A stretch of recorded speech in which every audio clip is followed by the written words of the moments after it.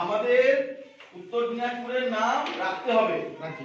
রাজ্যে কি রাজ্যে তোমরা উত্তর দিনাজপুরের নাম রাখতে হবে এবং তোমরা সবচেয়ে বেশি প্রতিযোগী যাচ্ছ আমাদের উত্তর দিনাজপুরের গোয়ালপুর সার্কেল থেকে।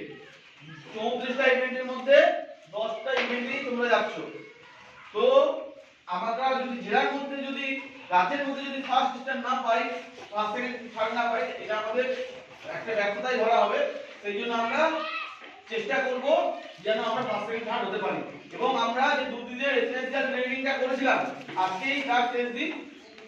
প্রায় আড়াই দিনের মতো ট্রেনিং করলাম, আড়াই তিন দিনের মতো। আজকেই শেষ দিন। আজকে সব অভিভাবকরা এসে তোমাদেরকে নিয়ে যাবে নিজের বাড়িতে এবং যেভাবে বলা হয়েছে, যেভাবে গাইড দেওয়া হয়েছে, যেভাবে স্যার বলেছেন এই কয়টা দিন সেভাবেই থাকতে হবে, খাওয়া দাওয়া করতে হবে এবং প্র্যাকটিসটা চালিয়ে যেতে হবে।